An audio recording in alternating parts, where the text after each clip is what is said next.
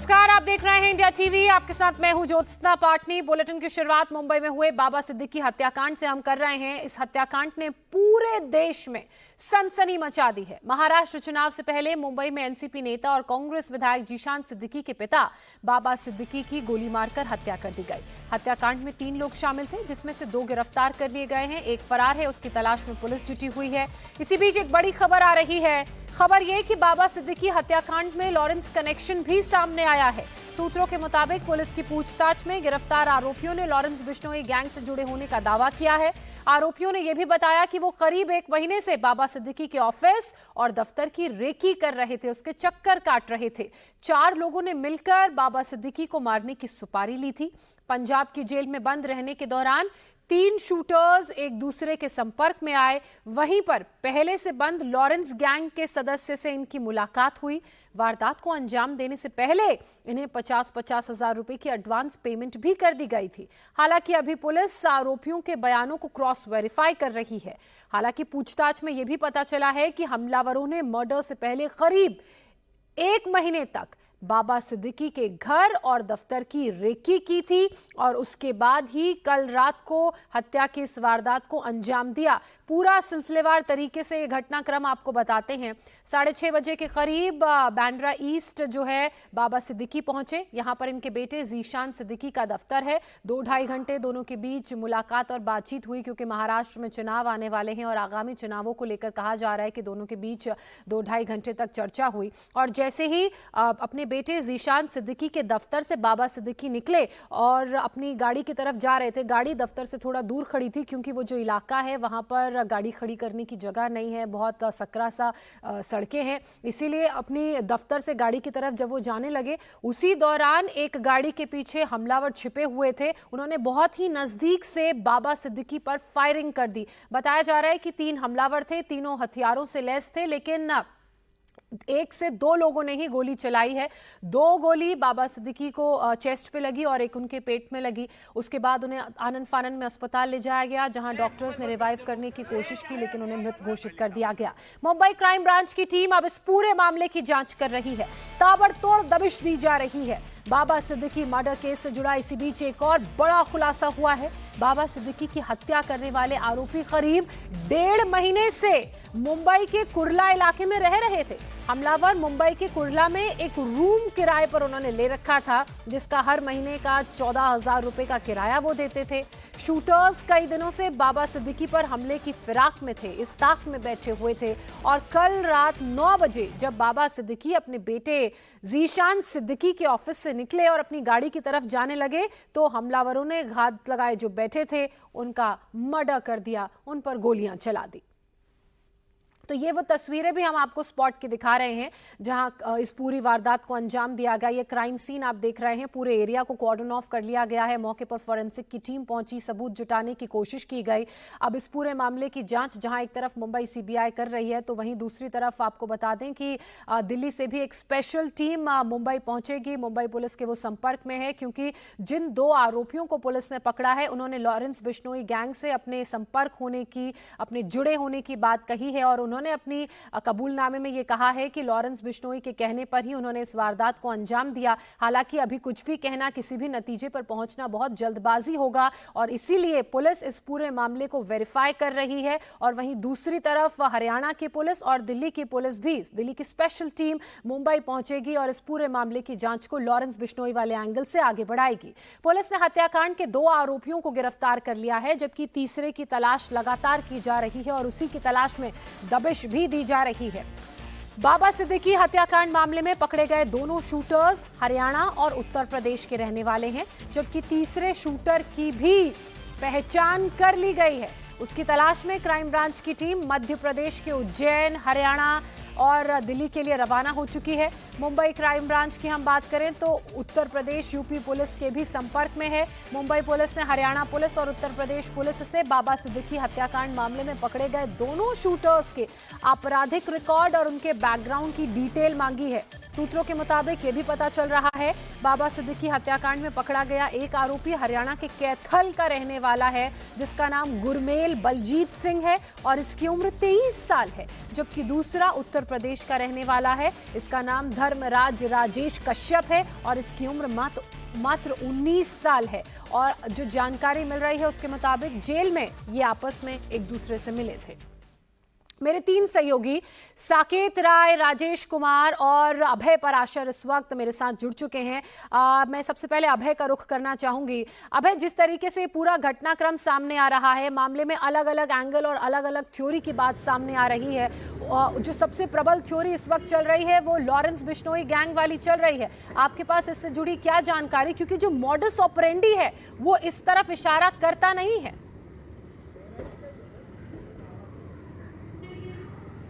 देखिए, बिल्कुल इस पूरे केस के अंदर लॉरेंस बिश्नोई का नाम इन शूटर्स ने ही मुंबई क्राइम ब्रांच के सामने लिया कि वो लॉरेंस बिश्नोई के शूटर हैं।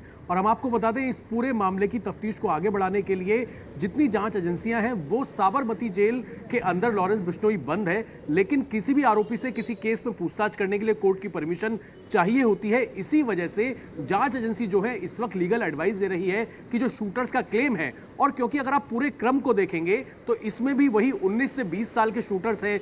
इन्होंने भी करीब 25 दिन तक रेकी की और कुर्ला इलाके में एक किराए के कमरे में रहे। और मैं आपको बता दूं, इसी तरीके से जब अतीक अहमद और अशरफ को गोली मारी गई थी, वो भी लॉरेंस बिश्नोई के शूटर्स निकले थे और वो भी इसी तरीके से उन्होंने रेकी की थी, एक कमरा किराए पर लिया था।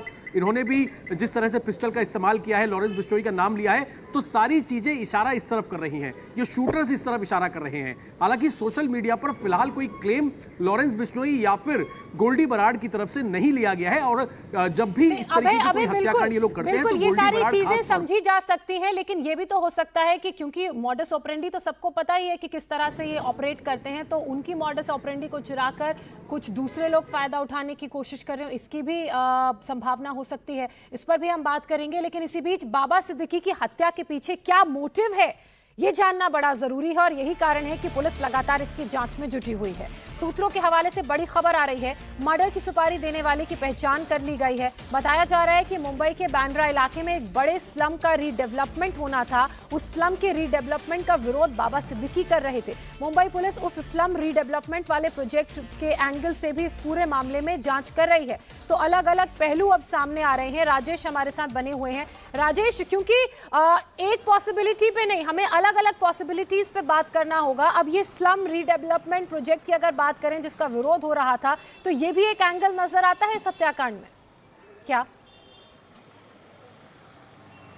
बिल्कुल, देखिए, जो पुलिस से हमारी बातचीत हुई और शुरुआती तफ्तीश में पुलिस ने कहा है कि पहला एंगल लॉरेंस बिश्नोई का है क्योंकि शूटर से नाम लिया है, लेकिन दूसरा और प्रमुख एंगल जो निकल के इस वक्त सामने आ रहा है उसमें एसआरए डेवलपमेंट का एंगल वो सामने आ रहा है। यहां पर एक प्रोजेक्ट डेवलप किया जाना था जिसे बाबा सिद्दीकी और उनके बेटे जिशान सिद्दीकी उसका विरोध कर रहे थे। जिशान इसके लिए भूख हड़ताल पे भी बैठे थे, यहाँ पे उन्होंने उसका विरोध किया था, जिसके बाद उनके खिलाफ एफआईआर भी दर्ज की गई थी। तो इस मामले को लेकर भी पुलिस जांच कर रही है कि क्या ये वजह हो सकती है इनकी हत्या का। और पुलिस का कहना, पुलिस सूत्र बताते हैं कि ये सुपारी किलिंग है, ये 100% तय है, ये सुपारी किलिंग है। किसी ने सुपारी दी है इस हत्याकांड के लिए और सुपारी देने वाले की पहचान कर ली गई है। ये 4 लोगों को ये सुपारी दी गई थी, जिसमें से 3 लोग यहां पे मौका वारदात पर कल पहुंचे थे और जिसमें से एक ने हमला किया, बाकी 2 लोग उसके साथ थे। चौथा शख्स भी है, उसे भी पुलिस तलाश रही है। लेकिन पुलिस इतना जरूर कह रही है कि सुपारी किलिंग है।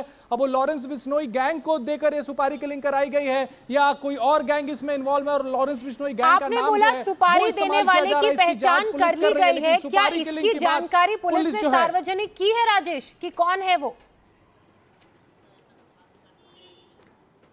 बिल्कुल नहीं, भी सार्वजनिक इसकी जानकारी नहीं की गई है जोशना, लेकिन पुलिस की तफ्तीश आगे बढ़ रही है। और जो पिछले कुछ दिनों से जो वाक्य सामने आए हैं जिशान सिद्दीकी और बाबा सिद्दीकी को लेकर, उसको जब खंगाला गया, उसको जब इन्वेस्टिगेट किया गया है, तब ये चीज सामने आई है कि एसआरए डेवलपमेंट को लेकर भी बाबा सिद्दीकी और जिशान सिद्दीकी पर एफआईआर हुई है। कुछ लोगों के साथ उनकी जो दुश्मनी जैसी स्थिति जो है वो बनी हुई थी और पुलिस कह रही है कि हमने पहचान कर ली है किसने सुपारी दी है, किस गैंग को दी गई है सुपारी और किस वजह से यह सुपारी दी गई है। पुलिस हालांकि अभी इस बात का खुलासा नहीं कर रही है। जोशना, बिल्कुल, पुलिस इस बात का खुलासा नहीं कर रही है और कुछ ऐसी बातें हैं जिनकी तह तक जाना जरूरी है, वही पुलिस की कोशिश भी है। इसी बीच मुंबई के कूपर हॉस्पिटल में बाबा सिद्दीकी के शव का पोस्टमार्टम किया जा रहा है। पोस्टमार्टम के बाद शव को घर ले जाया जाएगा। Deputy CM Ajit Pawar Cooper hospital पहुंचे हैं। यहां उन्होंने मीडिया से बात करते हुए कहा है कि जल्द सुपारी देने वाले का पता चल जाएगा और मामले की छानबीन के लिए पुलिस की 5 अलग-अलग टीमों का गठन किया गया है, जो अलग-अलग राज्यों में लगाई गई हैं। कल जो घटना हुई है, वो घटना आज तक हमें विश्वास नहीं हो रहा है कि ऐसा कुछ हुआ है, लेकिन पुलिस डिपार्टमेंट ने तुरंत उसके बारे में जानकारी शुरू की है। 2 लोगों को उनके हाथ में लगे हैं, 2 लोग और भी कुछ लोग हैं। उनको ढूंढने के लिए, उनको लाने के लिए 5 टीम पुलिस डिपार्टमेंट ने लगवाई है और अलग अलग स्टेट में उनको भेजा है। सीएम साहब भी इसके ऊपर उनका ध्यान दे रहे हैं, खुद होम मिनिस्टर भी दे रहे हैं और मेरा भी है, हमारे बाकी साथियों का भी है।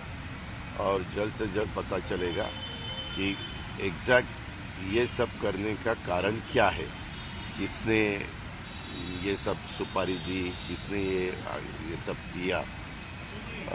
इसके बारे में तुरंत नहीं, लेकिन 1-2 दिन में ही पता चलेगा, ऐसा मुझे विश्वास है।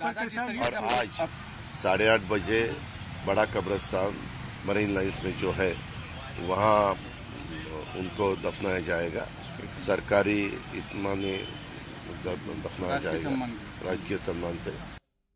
राजकीय सम्मान के साथ आज रात 8:30 बजे बाबा सिद्दीकी का अंतिम संस्कार होगा, उन्हें सुपुर्दे खाक किया जाएगा। लेकिन जो महत्वपूर्ण बात डेप्यूटी सीएम ने कही साकेत, वो ये कि 2 आरोपी तो पुलिस की गिरफ्त में हैं, तीसरे की पहचान कर ली गई है। 5 अलग-अलग टीमें अलग-अलग राज्यों में भेजी गई हैं आरोपियों की धरपकड़ के लिए, और जिसने सुपारी दी है उसकी भी पहचान कर ली गई है। इसको लेकर भी पुलिस जांच कर रही है। लेकिन क्या पोस्टमार्टम बाबा सिद्दीकी का खत्म हो चुका है? कितना और वक्त लगेगा? अंदर से क्या खबरें सामने आ रही हैं? बिल्कुल, देखिए फिलहाल इस खबर को लेकर 3 बड़े अपडेट हैं जो बताना बेहद ज़रूरी हो जाता है। अब से कुछ ही देर में बाबा सिद्दीकी का पोस्टमार्टम खत्म हो जाएगा, क्योंकि सुबह से ही लगातार पोस्टमार्टम चल रहा है। अंदर से अजीत पवार अभी बाहर आए थे, उन्होंने जानकारी दी कि थोड़ी देर में जो हॉस्पिटल की टीम है वो उनके घर जाएगी, उनके शव को वहीं रखा जाएगा और शाम के समय उनका जो है सुपुर्दे खाक किया जाएगा। लेकिन अजीत पवार ने एक और महत्वपूर्ण बात की, क्योंकि लगातार वो पुलिस के संपर्क में है और इसीलिए उन्होंने बातों बातों में ये बात ज़रूर बताई है कि पुलिस को इस बात की जानकारी है कि किस मोटिव से इस पूरे हत्याकांड को अंजाम दिया गया है। तो कहीं ना कहीं फिलहाल मुंबई पुलिस के पास ये जानकारी है। मुंबई पुलिस इस बात को जो है वो इन्वेस्टिगेट कर चुकी है कि इस मामले में असल एंगल क्या है, क्योंकि लगातार इसमें जिस तरह से बिश्नोई का एंगल सामने आ रहा है, एसआरए डेवलपमेंट्स का एंगल सामने आ रहा है, तो फिलहाल अभी भी ये बात सामने नहीं आ पा रही है कि क्या आरोपी गुमराह करने की कोशिश कर रहे हैं पुलिस को, या फिर इसमें असल में सच में जिस तरह से हम लगातार बात कर रहे हैं कि बिश्नोई एंगल है। तो अब से कुछ ही देर में ये जानकारी भी साफ हो जाएगी। और खास बात यह है कि अब से कुछ समय में कोर्ट में आरोपियों को पेश किया जाएगा और उस दौरान जो रिमांड पुलिस मांगेगी उसमें जो जानकारी निकलकर सामने आएगी वो महत्वपूर्ण होगी। और उसके बाद स्पेशल सीपी की तरफ से जानकारी दी गई है कि मुंबई पुलिस प्रेस कॉन्फ्रेंस लेगी और प्रेस कॉन्फ्रेंस लेकर इस पूरी जो प्रक्रिया है, जो पूरा प्रकरण है, जो कुछ भी हुआ है उसके बारे में मीडिया को बताएगी। तो अब से कुछ ही देर में जो सवालों के जवाब जिसकी लगातार हम खोज कर रहे हैं, वो थोड़ी देर में जो है वो पुलिस जो है वो जानकारी देगी, बताएगी कि इस मामले में असल में क्या हुआ है। बाबा सिद्दीकी मामले में लगातार डेवलपमेंट्स हो रहे हैं, आरोपियों को कोर्ट में पेश किया जाएगा और जल्द ही पुलिस की तरफ से एक प्रेस स्टेटमेंट जारी किया जाएगा। और जैसे ही पोस्टमार्टम खत्म होता है, बाबा सिद्दीकी के पार्थिव शरीर को जो टीम है डॉक्टरों की और पुलिस की, वो उनके घर तक छोड़ेगी। इसी बीच 3 हमलावरों ने टारगेट अचानक बाबा सिद्दीकी को क्यों बनाया, ये लगातार सवाल बना हुआ है। 6 से 7 राउंड गोलियां बरसाई गई, ये जानकारी पुलिस के पास है। स्पॉट से थोड़ी ही दूरी पर मां दुर्गा की प्रतिमा के विसर्जन का जुलूस निकल रहा था। लोग जब उन्होंने गोली की आवाज सुनी तो भागने लगे, चीखने चिल्लाने लगे। उस वक्त क्या मंजर था, चश्मदीद की जुबानी आपको बताते हैं, सुनाते हैं, जो दुर्गा प्रतिमा के विसर्जन के लिए जा रहे थे। देर शाम जब बाबा सिद्दीकी पर फायरिंग हुई तो छत्रपाल जी उस वक्त यहीं पे मौजूद थे, जो इलाका जहां पे फायरिंग हुई है। आप यहीं रहते हैं, क्या करते हैं? मैं खेरवाड़ी में रहता हूं, यहां नहीं रहता हूं। और हम लोग गाजे बाजे के साथ अपना दुर्गा माता को विसर्जन के लिए लेके जा रहे थे। इस मंदिर से काफी पीछे थे हम लोग, और मंदिर से जब पीछे थे तो वहां से कुछ लोग भागते हुए आए और उन्होंने कहा कि फायरिंग चल रही है। तो सब लोग तितर बितर होने लगे, फिर सब लोग भागना शुरू कर दिए। मतलब आप उस तरफ से आ रहे उस तरफ से हम लोग आ रहे थे, फायरिंग यहाँ पे हुई थी, लोग यहाँ से भागना, हैं, फायरिंग इस तरफ से हुई। जी फायरिंग इस तरफ हुई और इस तरफ फिर लोग भागना शुरू किया, तो हम लोग भी वहाँ से अपने अपने घरों को चले गए। क्या जो लोग भागते हुए आ रहे थे उन्होंने क्या बताया? उन्होंने बताया कि आगे गोलियां चल रही है, किसी ने फायरिंग कर दी है और सब लोग अपनी अपनी जान बचा के भागो। उस वक्त क्या यहाँ पे बहुत आतिशबाजी हो रही थी? आतिशबाजी नहीं हो रही थी, पटाखे चल रहे थे लोग, क्योंकि दुर्गा माता का विसर्जन था तो लोग पटाखे चला ही रहे थे। तो उसमें कोई फायरिंग की आवाज आपने सुनी या किसी और ने सुनी? नहीं, फायरिंग की आवाज का हमें कुछ पता नहीं चला। पता नहीं चला, फिर आप लोग घर चले गए? हाँ, लोगों ने जब वो भीड़ जो भाग कर आई तो उसी वजह से हमने भी समझ लिया कि कुछ ना कुछ गड़बड़ हुई है, इसलिए फिर भाग गए। अच्छा, कहाँ रहते हैं आप?